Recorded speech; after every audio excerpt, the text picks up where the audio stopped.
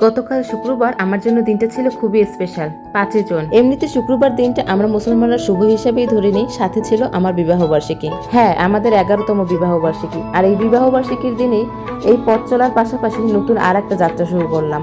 এমনিতেও আমার মাথায় সবসময় ঘুরপাক খেত কিছু না কিছু করার, তো সেই নিজের ইচ্ছাটাকে প্রাধান্য দিয়ে এবার অনলাইনে ছোট পরিসরে শুরু করলাম নিজের বিজনেস। কতটা কি সফল হব জানি না, তবে যেটা আমার করতে ইচ্ছা করে সেটা আমি করেই ছাড়ি। তো তারই ফলস্বরূপ এই যে চায়না থেকে প্রোডাক্টগুলো অর্ডার করেছিলাম আরো মাসখানেক আগে, তো সে একই অর্ডারগুলো চলে এসেছে এই 5 জুন। তো আমার খুশি আর ধরে কি, একে তো বিবাহবার্ষিকী, তার উপরে আবার এই বিজনেসের সব প্রোডাক্টগুলো হাতে পেয়ে গেলাম।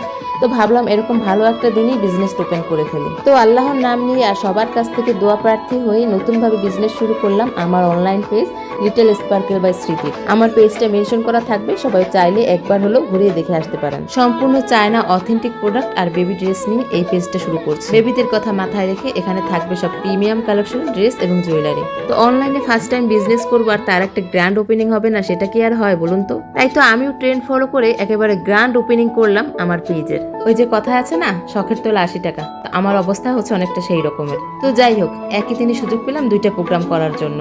ব্যবসা যতই ছোট হোক, পুঁজি যতই কম থাকুক, স্বপ্নটা যেন থাকে আকাশ ছোঁয়া। এই নিউ জার্নি বিগিনস, পুরনোকে সাথে এনে নতুন যাত্রা শুরু করলাম। তারপর আর কি, ম্যারেজ ডের কেক কাটলাম। এই 11 বছরে মাত্র 2টা ম্যারেজ ডে আমি আমার হাজবেন্ডের সাথে করতে পেরেছিলাম। তাও হয়তো আল্লাহ না চাইলে কোনোভাবেই সম্ভব হতো না। অনেক মেয়েরা এটা মেনে নিতে পারতো না, কিন্তু আমি নিয়তিতে বিশ্বাস করি। আল্লাহ আমার জন্য যা করছেন ভালোর জন্যই করছেন, আর ভবিষ্যতে যেটা হবে সেটা ভালোর জন্যই হবে। বিবাহ বার্ষিকী বা জন্মদিন যতই একা একা করি না কেন, আমার আয়োজনে কিন্তু এতটুকু কমতি থাকে না। আমার মনে হয় জীবনটা আর কতটুকুই বা, তাই যতটুকু সময় পাই এই ছোট্ট জীবনটাকে পুরোপুরিভাবে উপভোগ করা উচিত। তো যাই হোক, যে কোনো অকেশনেই হোক, আমার রান্না বান্না করতে কিন্তু ভালোই লাগে।